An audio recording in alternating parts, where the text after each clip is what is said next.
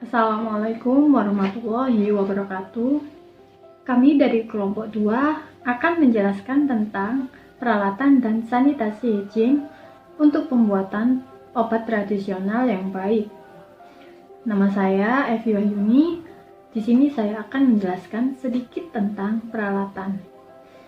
Peralatan yang akan digunakan dalam pembuatan produk setidaknya memiliki rancangan konstruksi yang tepat, sehingga peralatan yang digunakan tidak menimbulkan serpihan atau mengakibatkan kerugian terhadap produk.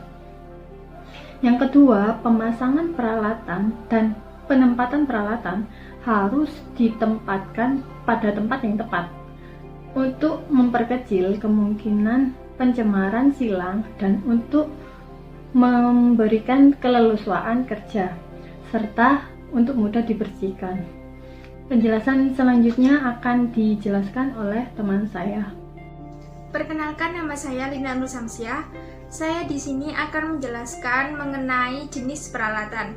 Yang pertama, alat atau mesin yang memadai untuk pencucian dan penyortiran. Yang kedua, alat atau mesin pengering. Yang ketiga, alat atau mesin pembuat serbuk. Yang keempat, alat atau mesin pengaduk. Yang kelima, alat atau mesin pengayak. Yang keenam, alat penimbangan atau pengukuran. Yang ketujuh, peralatan bentuk sediaan serbuk. Yang kedelapan, peralatan bentuk perajangan sintesia.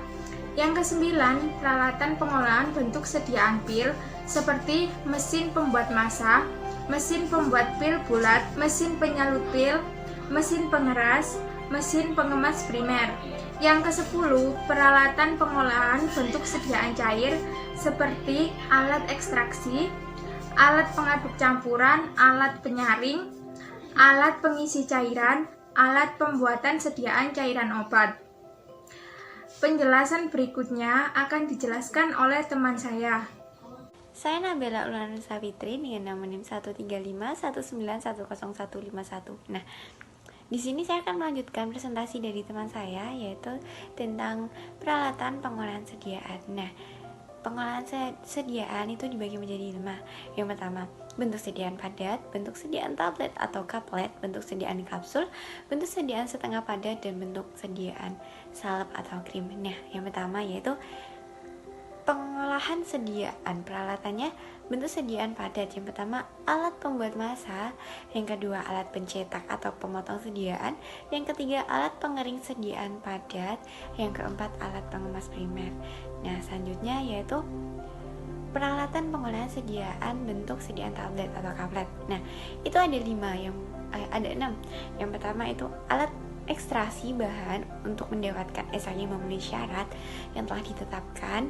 Yang kedua yaitu mesin pencampur. Yang ketiga, mesin granulasi bahan untuk tablet. Yang keempat yaitu mesin pengering granul. Yang kelima, mesin pencetak tablet. Dan yang keenam, mesin pengemas primer. Nah, yang ketiga yaitu peralatan pengolahan sediaan. Nah, yang sediaannya yaitu berbentuk kapsul. Yang pertama yaitu alat ekstraksi bahan sampai memenuhi syarat. Yang kedua, mesin pencampur. Yang ketiga yaitu mesin granulasi basah. Yang keempat, mesin granul pengering granul. Yang kelima, mesin pengisi kapsul. Yang keenam, mesin pengemas granulasi basah. Yang keempat, mesin granul pengering granul. Yang kelima, mesin pengisi kapsul. Yang keenam, mesin pengemas primer. Nah, yang keempat yaitu bentuk sediaannya yang setengah padat. Nah, yang setengah padat itu yang pertama, alat pembuat sediaan dodo yang homogen. Yang kedua yaitu alat pencetak atau pemotong. Yang ketiga yaitu alat atau mesin pengemas primer. Yang terakhir yaitu bentuk sediaan salep atau krim. Nah, ini cuma butuh 2 alat, yaitu yang pertama mesin pencampur bahan, yang kedua mesin pengisi salep atau krim yang menjamin keseragaman bobot sediaan tiap wadah secara higienis. Nah, sekian presentasi dari saya, akan dilanjutkan oleh teman saya. Terima kasih. Assalamualaikum warahmatullahi wabarakatuh. Perkenalkan, nama saya Nova Salsa Gaya Ananda. Di sini saya akan menjelaskan mengenai sanitasi dan hygiene serta personalia. Sanitasi dan hygiene meliputi bangunan, peralatan dan perlengkapan, personalia, bahan dan wadah, serta faktor-faktor yang dijadikan sebagai sumber pencemaran produk. Selanjutnya, personalia. Yang pertama, sebaiknya karyawan melakukan pemeriksaan kesehatan baik sebelum dan sudah menjadi karyawan yang dilakukan secara berkala. Yang kedua, sebaiknya karyawan menerapkan hygiene perorangan dengan baik dan dilatih mengenai hygiene perorangan. Yang ketiga, karyawan yang memiliki penyakit atau menderita luka terbuka yang sekiranya dapat menurunkan kualitas produk tidak diperbolehkan untuk menangani bahan baku, bahan yang sedang dalam proses, bahan pengemas dan produk jadi sampai dia sembuh kembali. Yang keempat, sebaiknya karyawan mencuci tangan terlebih dahulu dengan sabun sebelum memasuki ruangan pembuatan. Dan untuk mengimbau para karyawan perlu dipasang tanda peringatan. Yang kelima, sebaiknya karyawan langsung melaporkan pada atasan di setiap keadaan pabrik, peralatan dan personalia yang menurut mereka dapat menurunkan kualitas produk. Saya, Sarah Nadia Laraswati, akan menjelaskan tentang peralatan di laboratorium. 1. Peralatan laboratorium pengujian hendaklah sesuai untuk pengujian tiap bentuk sediaan produk yang dibuat. 2. Dalam laboratorium hendaklah tersedia timbangan gram dan miligram, mikroskop dan perlengkapannya, alat-alat gelas sesuai keperluan, lampu spiritus. Di samping peralatan tersebut perlu dilengkapi 1. Zat atau bahan kimia dan larutan reaksi sesuai dengan kebutuhan.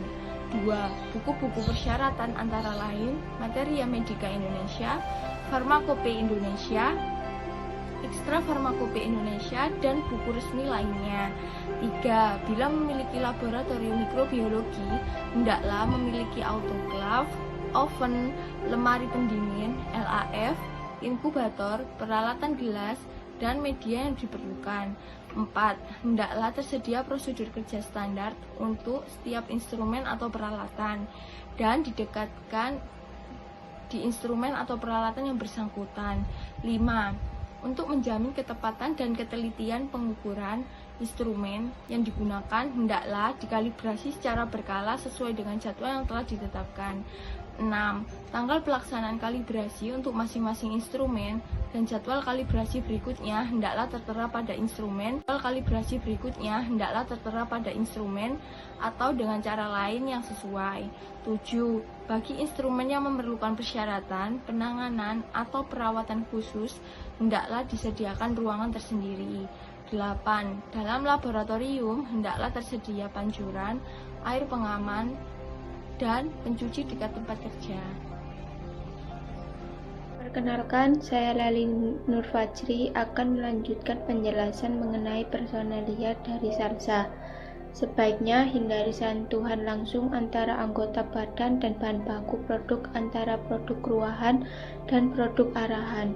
Sebaiknya karyawan menggunakan pakaian penutup seperti rambut, masker, sarung tangan, dan lain sebagainya yang persis sesuai dengan tugas yang dilakukan.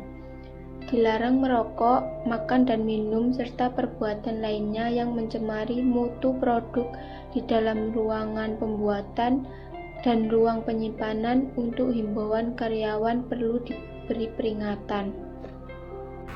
Saya Dea Selvia Ramadhani. Di sini saya akan melanjutkan pembahasan tentang bangunan dan peralatan. Ciri-ciri bangunan. Yang pertama, hendaklah tersedia tempat cuci tangan yang dilengkapi sabun dan pengering. Kedua, penyimpanan, mengkonsumsi makanan dan minuman dilaksanakan di ruang makanan yang memenuhi syarat. Ketiga, bahan fumigasi dan bahan pembersih tidak boleh mencemari produk ruangan atau produk jadi. 4. Ruangan dibersihkan sesuai dengan prosedur sebelum dan sesudah digunakan. Ciri-ciri peralatan. Yang pertama, prosedur sanitasi peralatan hendaklah dirancang dengan tepat agar dapat dicegah pencemaran peralatan. Yang kedua, peralatan sebelum dipakai hendaklah diperiksa lagi untuk memastikan kebersihannya. Ketiga, peralatan setelah digunakan hendaklah dibersihkan baik bagian luar maupun bagian dalam sesuai dengan prosedur. Yang keempat, peralatan yang dapat dipindah-pindahkan, pembersih, dan penyimpanan hendaklah dilakukan di ruangan terpisah dari ruangan pengolahan.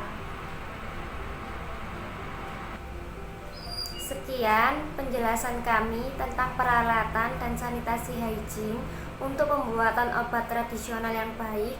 Mohon maaf apabila ada kesalahan. Wassalamualaikum warahmatullahi wabarakatuh.